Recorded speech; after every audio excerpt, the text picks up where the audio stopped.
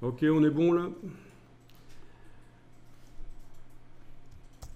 Alors je vais aller modifier le fichier HTML. Donc moi je vais le faire avec Dreamweaver.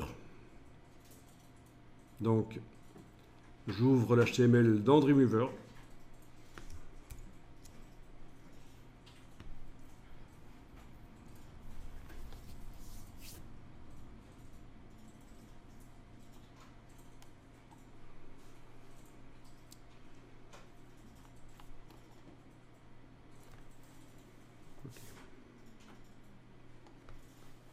Alors quand je sélectionne, d'abord je suis en fractionné ici. On va peut-être aller régler le navigateur par défaut, comme ça quand vous allez visualiser dans Dreamweaver, ça ira dans le bon navigateur. Donc vous allez dans les préférences de Dreamweaver, si vous êtes dans Dreamweaver. Sinon, si vous utilisez autre chose, vous connaissez le logiciel alors. Donc dans Édition préférences, vous avez aperçu dans le navigateur. Vous pouvez choisir le navigateur que vous voulez et le définir comme navigateur principal. Vous cliquez sur Appliquer, puis sur Fermer. Et du coup, dans le menu Fichier aperçu dans le navigateur, le raccourci Alt F12 sur le Mac ou F12 sur le PC est devant le navigateur que vous avez défini comme étant celui par défaut pour voir les pages HTML.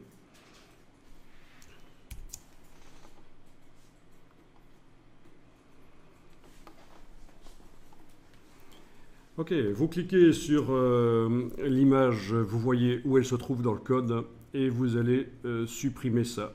Donc je supprime cette partie-là du code, toute la balise image. Touche suppression.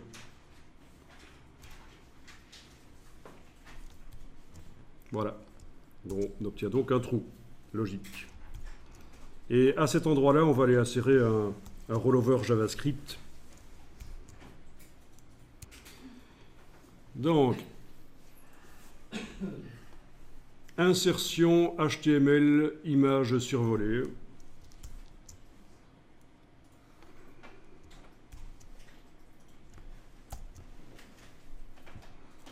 Image originale parcourir. Je vais donc dans mon dossier indiquer l'image originale qui est le 03.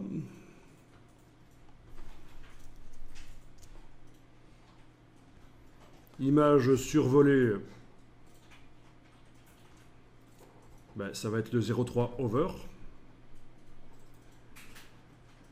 Le lien ici, je peux taper ce que je veux comme lien. Je vous laisse décider ce que vous mettez.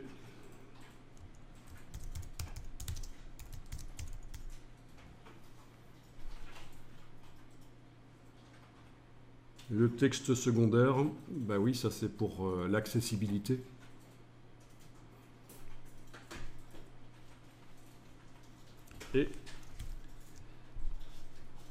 Et ça a foiré. Pourquoi? Ah mais oui, forcément, j'ai foiré. C'est pas grave. Le code est bon. Le code est bon. Il y a juste qu'au moment du deuxième export, j'ai oublié de redimensionner. À 1024 de large. C'est pas grave, on va faire ça maintenant.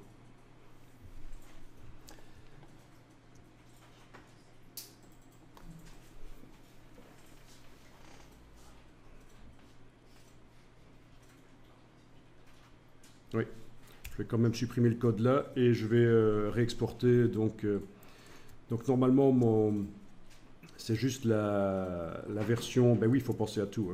Il faut penser à tout. Donc je retourne dans Photoshop et je réexporte.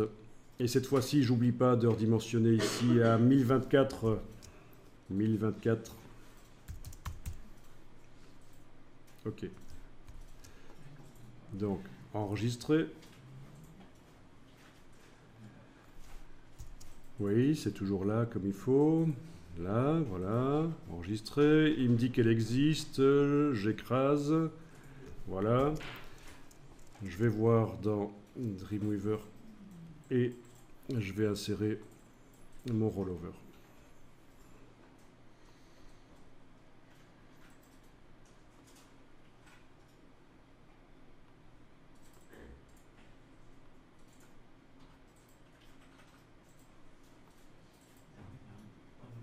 Bon, là, ça marche. Parfait, c'était juste ça, alors.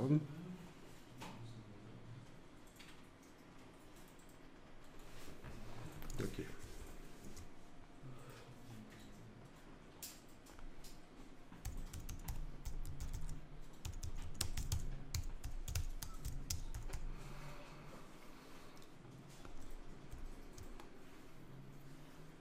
Bien.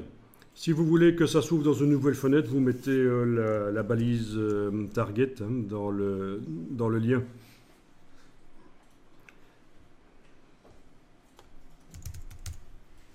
Target égale blank.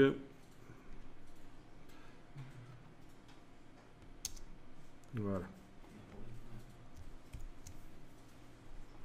Alors, je teste. Alt F12 sur le Mac, F12 sur le PC. Voilà, je survole, le rollover fonctionne, je clique, ça ouvre une nouvelle fenêtre avec le site que j'avais désigné. Donc l'insertion de rollover dans Dreamweaver, c'est insertion HTML image survolée. Donc, en effet, Dreamweaver, si vous pouvez vous en passer, vous vous en passez. Hein.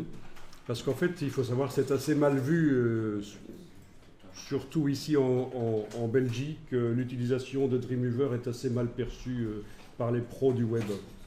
Donc, en général, on préfère de passer comme dans un logiciel que vous avez utilisé la semaine passée. Donc, un éditeur d'HTML, oui. Donc vous avez utilisé lequel j'avais montré? Sublime Text, voilà, oui. Voilà. Ok. Alors si vous faites ça plusieurs fois, vous êtes au courant que le navigateur, parfois, il garde en cache. Hein. Il faut faire un CTRL-R pour rafraîchir. Parce que vous aurez parfois l'impression que les dernières modifs que vous avez faites sur le code ne sont pas prises en compte dans le navigateur. Et ça, on vous a expliqué qu'il fallait rafraîchir pour se débarrasser de ce qui a été mis en cache dans le navigateur.